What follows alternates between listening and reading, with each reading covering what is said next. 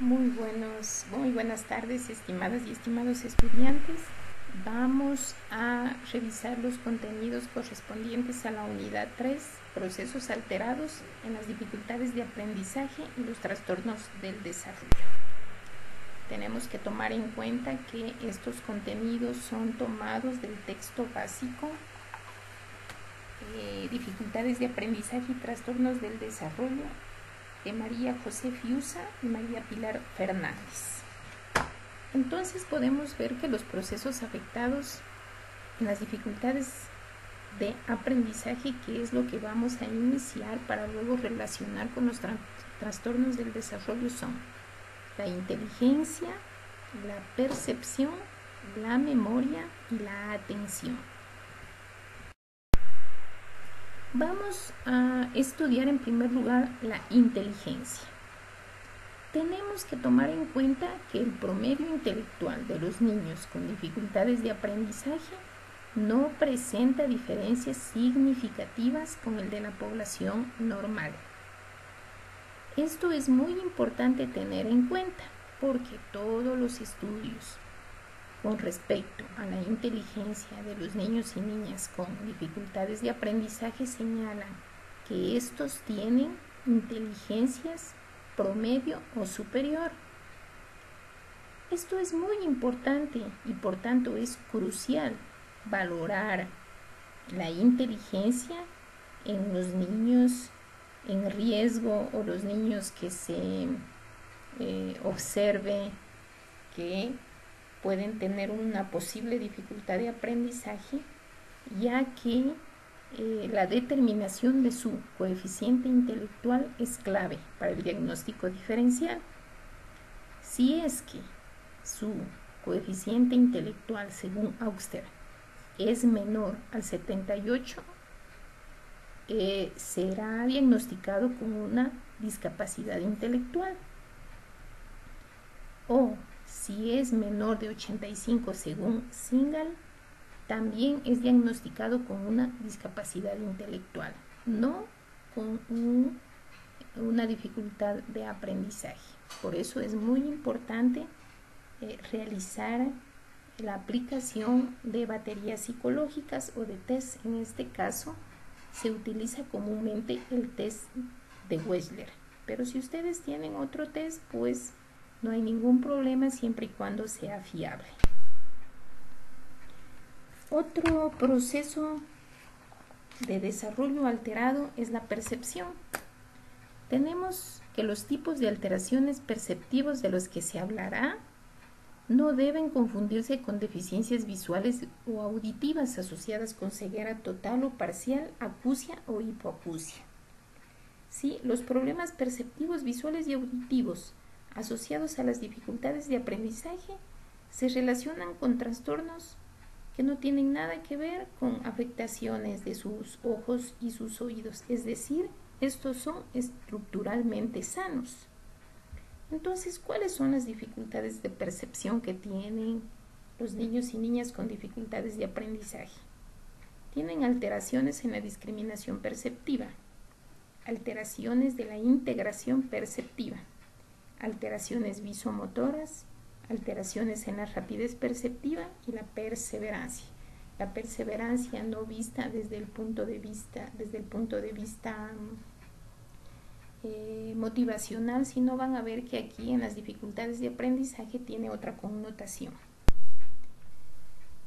Vamos a ver en primer lugar las alteraciones de la discriminación perceptiva, que es muy importante que ustedes la estudien.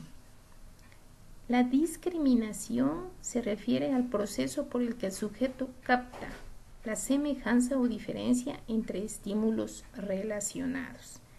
Entonces, miren, aquí yo les he puesto un ejemplo de lo que se usa en la práctica, que es un dominó, en el cual, si ustedes abren el enlace, pueden ver que es un dominó que tiene también involucrado el tema de percepción táctil, es decir, es en alto relieve.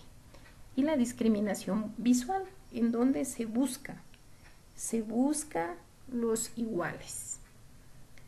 Tenemos que Los tipos de alteraciones de la discriminación perceptiva son táctil, háptica, visual o auditiva. Es decir, también en el tema auditivo, algunos niños no pueden reconocer el sonido, o, por ejemplo, un sonido de otro sonido, ¿sí? Por ejemplo, generalmente los que tienen cierta similitud. Entonces, cuando se hace valoraciones de discriminación auditiva, se toma en cuenta este aspecto. Tenemos alteraciones de la integración perceptiva. La integración perceptiva es la capacidad para reconocer un todo cuando falta una o más partes de ese todo. Entonces yo les he puesto aquí un ejemplo de un paraguas en el cual no tiene pues la patita donde se lo agarra. Se pregunta al niño si es que esta imagen, ¿qué es esa imagen? Y si le falta o no le falta algo. Entonces, si es que dice que le falta algo, pues no hay ningún inconveniente, pero si dice que no le falta, tenemos que seguir con más imágenes que pueden ser más fáciles también para él. Por ejemplo, un niño en que le falta un brazo, una pierna, y así podemos determinar si presenta o no una alteración de la integración perceptiva. También podemos ver que estas alteraciones pueden ser del tipo visual o del tipo auditivo. Tenemos también alteraciones visomotoras, que se refieren fundamentalmente a problemas de lateralidad, direccionalidad y coordinación visomotora. En nuestro trabajo práctico es muy importante conocer si los niños tienen definida su lateralidad, ¿sí? Y cuál es su lado, digamos, su hemicuerpo que utilizan con mayor frecuencia, si son derechos, diestros o si son zurdos. También si reconocen la derecha y la izquierda en las otras personas o en su imagen en el espejo. Aquí yo les he puesto un ejemplo típico para determinar si existe alguna alteración de la lateralidad. Aquí un pez que está mirando hacia la izquierda y los niños tienen que determinar los que estén mirando hacia la izquierda. Así también les he puesto otro ejemplo de direccionalidad también. Y que también hay bidireccionalidad, ¿no es cierto? El contar del 1 al 10 y del 10 al 1. Así también en el tema de la direccionalidad es cuando yo tengo que dirigirme a cierto lugar y no tengo inconveniente. Y la coordinación visomotora, que también la realizamos especialmente en los espacios exteriores, ¿sí? Saltando sobre aros o poniendo pelotitas sobre un cesto. Entonces así podemos ver si los niños y niñas tienen algún problema. Tenemos alteraciones de la rapidez perceptiva. Esto es muy importante, ya que va muy relacionado a los ritmos de aprendizaje y a los estilos de aprendizaje. En el ritmo de aprendizaje, pues nosotros ya sabemos que los niños, existen algunos niños que aprenden más rápido que otros, entonces la rapidez perceptiva va ligado a eso, ya que se refiere a la cantidad de tiempo que se necesita para responder a un estímulo. Los niños con dificultades de aprendizaje tienen una lentitud perceptiva y necesitan un tiempo considerable para analizar estímulos visuales y auditivos y emitir la respuesta adecuada. Por eso yo les había puesto una imagen de la paciencia, ¿sí? En estos casos no son niños que de vagos, que de perezosos no quieren hacerlo, sino que necesitan mayor tiempo para realizarlo. Y tenemos la perseverancia, que la perseverancia es una posimagen, de manera que existe una manifiesta dificultad para avanzar desde una respuesta ya aprendida a otro tipo de respuesta. Por ejemplo, si a un niño aprendió que la capital del Ecuador es Quito. Si le preguntan cuál es la capital del Perú, va a decir Quito, y así sucesivamente. Es decir, él generalizó la respuesta. Entonces también este es un signo de un proceso de desarrollo alterado. Bueno, luego tenemos la memoria. Según el canal implicado en el proceso sensorial, la memoria se clasifica en visual, auditiva, táctil y háptica. Nosotros tenemos que conocer que en el caso de los niños y niñas con dificultades de aprendizaje se encuentra afectada generalmente, no en todos los casos, pero sí generalmente la memoria auditiva. Es decir, no pueden recordar con facilidad los sonidos.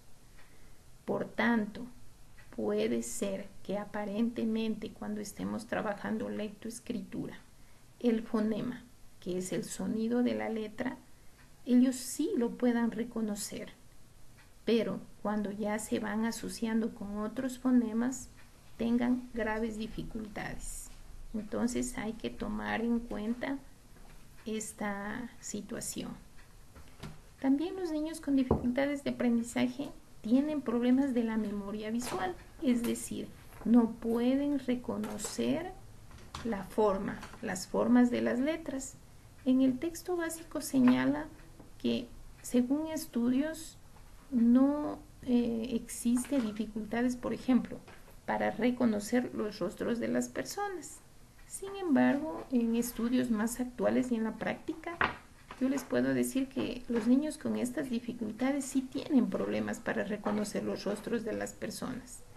¿Por qué? Porque también va asociado a una imagen. También tienen problemas en la memoria táctil y háptica. Tenemos también que desde la aproximación estructural se habla de la memoria a corto plazo o memoria de trabajo y la memoria a largo plazo. ¿Cuál es la memoria a corto plazo o memoria de trabajo? Es la que yo necesito para hacer las actividades próximas, estas actividades ejecutivas. Entonces, por ejemplo, ahora que estamos cerca de las elecciones, me envían a seguir el curso en el CNE para poder ser miembro de una mesa. Yo lo aprendo, hago la actividad y ya no necesito recuperar esa información. Esa es la memoria de trabajo. ¿Y cuál es la memoria a largo plazo? La que yo voy acumulando de manera permanente para realizar todas las actividades de mi vida, ya sean del hogar, de cuidado, profesionales, tipo laboral, comunitario. En el caso de los niños con problemas de aprendizaje, con dificultades de aprendizaje, debemos estar claros que se encuentra afectada su memoria a corto plazo o su memoria de trabajo. Esto es debido a déficit procesuales en la memoria de trabajo, es decir, no pueden procesar adecuadamente las indicaciones. Por eso es que hay que hacer un mayor esfuerzo desde quienes trabajamos con ellos de poner paso a paso lo que tienen que hacer para que puedan desarrollar su memoria de trabajo. También tenemos en el texto básico que debemos estudiar la memoria de acuerdo a sus vertientes y modalidades, y se habla de la memoria episódica y de la memoria semántica. ¿Cuál es la memoria episódica? La memoria que codifica y almacena información acerca de las experiencias personales y sus relaciones temporoespaciales, ¿sí? Es decir, aquella que me sirve para recordar todas las experiencias de mi vida. Cuando me dicen, a ver, cuénteme la historia de mi vida, me acuerdo todo, cuándo fue, con quién fue y en dónde fue. Y la memoria semántica, que guarda la información acerca de hechos o conocimientos generales del mundo. Entonces, con esta información de la memoria vamos a pasar con la atención. La atención es una cualidad de la percepción que funciona como filtro de los estímulos ambientales y decide cuáles son los más relevantes, dándoles prioridad por medio de la concentración. Miren, la atención va asociada a la concentración para un procesamiento más profundo en la conciencia. La atención es una de las funciones cognitivas más estudiadas justamente por esa capacidad de selección que tiene y que incide definitivamente en todos los ámbitos de nuestra vida. Tenemos las variables de la atención, si lo podemos llamar así, que es la atención selectiva, que es la capacidad para atender a la información relevante, central, en lugar de la información irrelevante, incidental, que es súper importante para nuestro quehacer diario. Es decir, por ejemplo, para yo dar esta clase, puede estar pasando el bus por la avenida, pueden estar con la radio prendida, puede estar circulando mi mascota por la casa y yo sigo prestando atención a la grabación de este video. Sí, es súper importante para nuestra eficiencia el tema de la atención selectiva. También tenemos la capacidad atencional, que se refiere al conjunto de información a la que el sujeto puede prestar atención en un momento determinado. ¿Sí? Es ese tiempo, esa capacidad que yo tengo para prestar atención a cierto hecho. Entonces también es importante la capacidad atencional. Si no decimos, no hay capacidad atencional, o sea, no me atiende, hay una atención dispersa. Y vamos a la parte casi final, que es la diferencia entre dificultades de aprendizaje y trastornos del desarrollo. Yo ya les había escrito algo en la guía didáctica con respecto a la gravedad, ¿no es cierto? Entonces las principales diferencias, y una sería dada por el grado de afectación. Es decir, no es lo mismo tener un diagnóstico de un trastorno de carácter autista que un trastorno específico de aprendizaje. ¿Sí? Su pronóstico de recuperación y funcionalidad del proceso va a ser totalmente diferente. ¿Por qué? Porque en el caso de las dificultades de aprendizaje es más benigno que en el caso de un trastorno autista. Entonces tenemos que tener presente esta situación. También tenemos el tipo de procesos afectados según el trastorno de desarrollo del que se trate, que en el caso de un trastorno de desarrollo de tipo déficit de atención más hiperactividad, tenemos pues que está mayormente afectada la atención. Entonces, eso complejiza al trastorno de desarrollo. Estos procesos psicológicos afectados tiene que quedar claro que se presentan tanto en las dificultades de aprendizaje como en los trastornos del desarrollo. Pero en los trastornos del desarrollo, estos tienen una base orgánica y tienen también otros aspectos relacionados. Con esta aclaración, con esta pequeña indicación, espero haber dejado claro esta unidad 3 correspondiente a